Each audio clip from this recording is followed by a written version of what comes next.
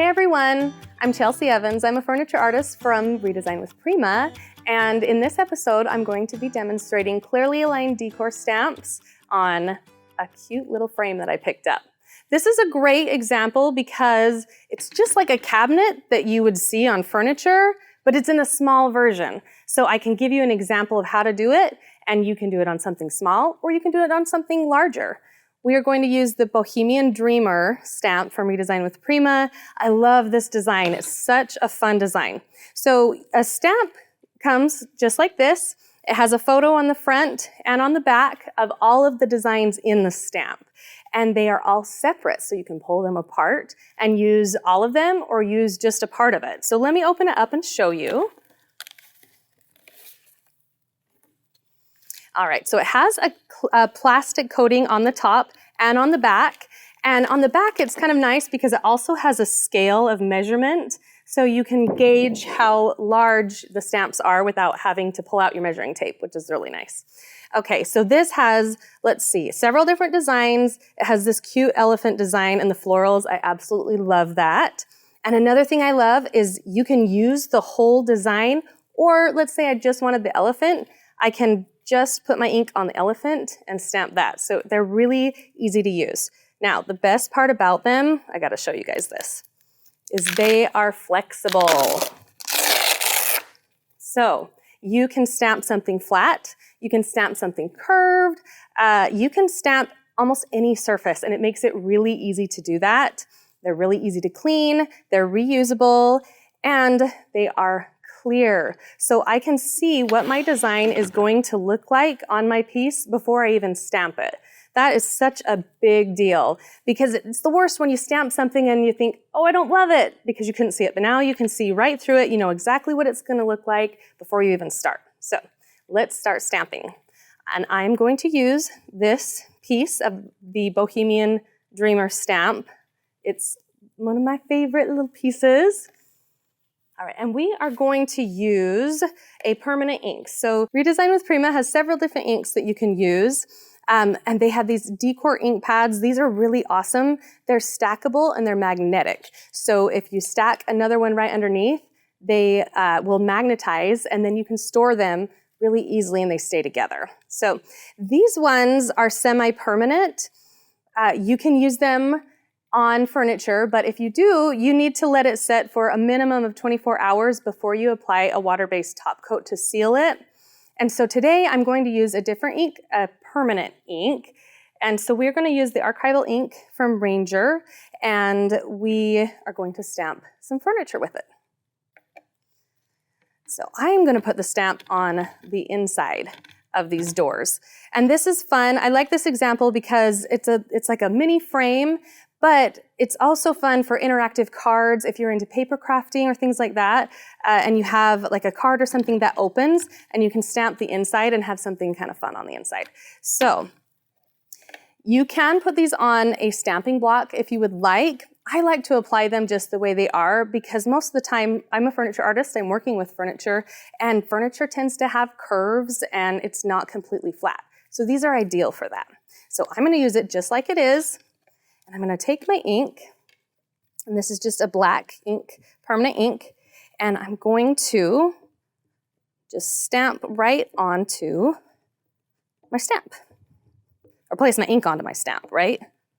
I guess you stamp it and then you stamp it again. This is like a double stamping operation we have going on. Okay, so I'm just getting it on there nice and covered. Okay, and then I will take it. And I kind of hold my stamp like this, place it, and I set down the center, and then I kind of let it go. And I'll hold the stamp down with one hand so it doesn't slide or move, and the other hand I kind of go around and just press it down and make sure that it is fully stamped onto where I want it. And a little bit might go up on the upper frame. You know, if I want to kind of bring it around, guess what? I can bend the stamp and it's going to cover that little inside of the frame, which is cool. So they're really nice to use that way, okay? Now that I've got it all applied, I'm just going to pull it off And then I have a really beautiful stamp. Oh, I extra love that. Isn't that amazing? Like, look at the difference between the side that's just painted in plain, and then you have this beautiful, fun design. Another thing I like about using the ink pads is that the design is very, it's flush with the piece. It's smooth, and so you don't have any texture. And so it's a great thing to use on something like a door or something that opens and closes and has a tight surface, because you're not going to have any paint or anything in between that surface to prevent it from closing. And it looks amazing. But you can use like chalk pastes or paints with the stamps, just like the ink. When you're all finished, you want to use, you can use like a baby wipe to clean it off with, or you can put it under the sink with some soap and water and clean it, and then you can stick it right back onto your clear plastic sheet and store it with all the other stamps. Today we're going to be demonstrating on a jewelry box, and I love this because I'm going to show you how to apply them on a flat surface and also on a curved surface, and I'm going to show you how we can line them up to create a continuous design over the entire thing. We are going to be using the Bohemian Florals stamp, and this one is so beautiful. I just got to open it up and show you. So same thing, comes in this package like this. You can see the full design, all of the stamps included right on the front, and an example. And you've got your measurements and all of the pieces. This stamp is really great if you want to create borders, because it has these long, beautiful strips with different patterns. And so you could create small borders, or you could create stripes. That would look really good. These are great on drawer sides. When you open a drawer, to have a kind of cool stamp is really fun. And I love the little florals in here too. They're just really awesome. So I'm going to be using the bottom one today. This is such a great design. It's really, really pretty. I've used it on drawers before. I used it on a headboard, and it looked amazing. It was so beautiful. You can use this with the ink pads, or you can use it with any paint, or the chalk paste from Redesign with Prima is excellent. You can use it with metallics, and you know what? They're even food safe. So if you ever use gum paste or fondant, if you do any cake decorating, guess what? You can press these into that and create a design into your fondant or gum paste, which is cool. Or pies, you could do that with pie dough. So they're super flexible, really easy to use. And I'm going to show you why I love that they're flexible when we add them to this jewelry box, okay? So we are going to use a permanent ink to apply to this, and then we'll stamp it right onto the top. So I'm going to do the top first, and then we'll add it to the sides as well. So we'll just go ahead and put this all over the top here.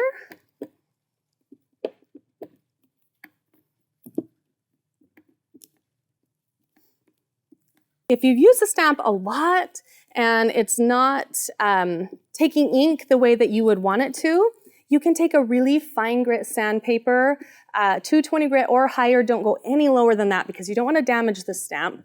But you can kind of just gently go over the top of your stamp, and then that will clean your stamp and renew it, and then it's going to continue to work for as long as you have it and take care of it. So I'm going to take my stamp, and I'm going to find my center. See, right about there. And then I'll lay down my center and just let it fall. And then I'll hold my hand on the center of it so my stamp doesn't move or slide. That's especially important when you're doing this on a vertical surface. If you need to do it on a vertical surface, make sure that you have one hand holding it in place while the other hand is pressing the stamp down. Another item you could use, if you have handy, is a brayer. There's a brayer from Redesign with Prima that you could hold with one hand, and then you could use the brayer to kind of just press the stamp down as well. If not, your hands will do the trick. And I use my hands especially on a curved surface. Okay, so let's pull this off and take a look.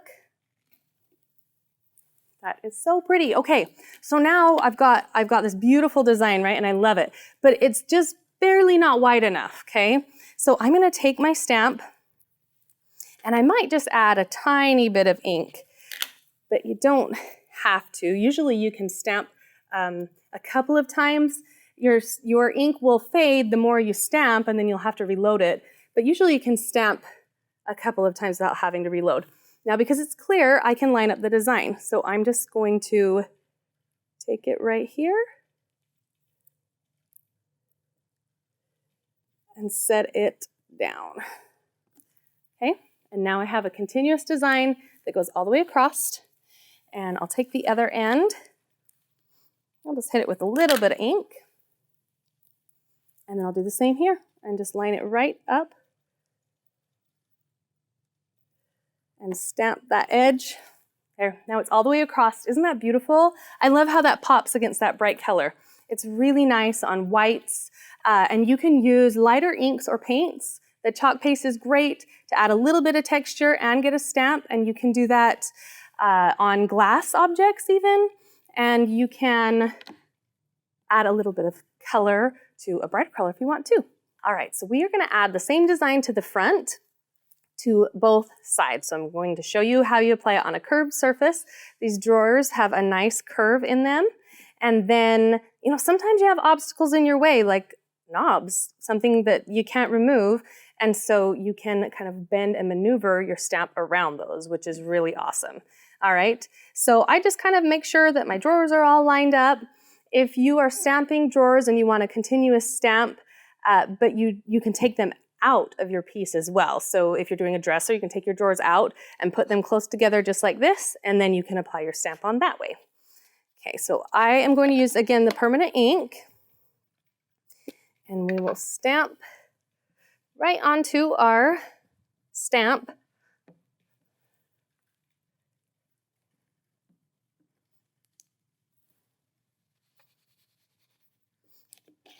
Sometimes I'll kind of rub the stamp on there, and then sometimes I'll kind of stamp it down. If you want a more distressed look, then just add less ink and don't completely cover your stamp. And then you can have a distressed look and you don't have to sand it down and distress it yourself. You're skipping a step. All right. Okay, so we are going to go right down the middle. Now, and I will show you one thing. I stamped the stripe because I'm going to include this stripe in my design. But if you don't want that double stripe there and you want the circle to be continuous without that, then you can set a little piece of tape down over that so you don't stamp it, and then pull the tape off and stamp it, and that will keep it nice and clear. And then you'll just have a continuous circle. So it really just depends on what you like, okay? All right, so do the same thing. I kind of curve it and hold it. And I want this to be in the center. So I've got 4 drawers, so my center is right in between those two. So I'm going to, let's see, go right in between those two. Okay. All right, so I'm gonna just lay that down. And then we'll slowly kind of form. Now you can see it's not quite tall enough, but don't worry, because we can continue our stamp. It's really easy. This worked out good because I didn't hit the knob, but if it came in contact with the knob, it wouldn't be a big deal because I can easily move that stamp right around the knob. And I'll kind of hit those edges. I might add some paint, so I'm not too worried if that's perfect on that beveled edge. All right, so now we'll pull it up. Oh, I like that. It kind of does look a little bit distressed, which is perfect because the piece has some texture and some different shading in it as well. Okay, so I'm going to stamp it one more time. And I'm stamping it again because I want the ink to be about the same on the other side. If I stamped it right away and didn't add more ink, then my ink on this side would probably be quite a bit lighter than this side.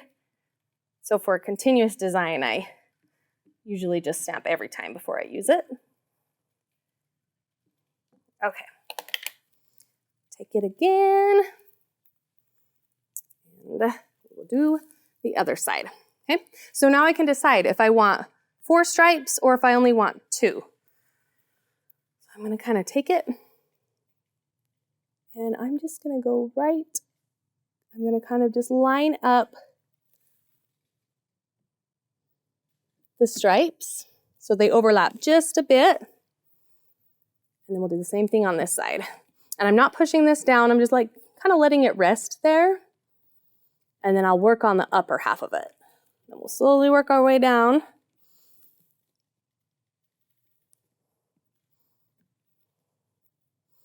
And we'll get the bottom half stamped.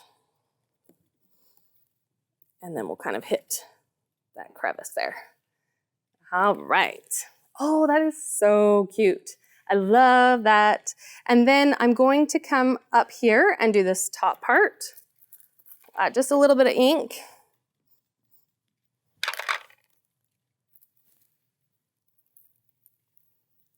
Oh, look, I gotta do this side first.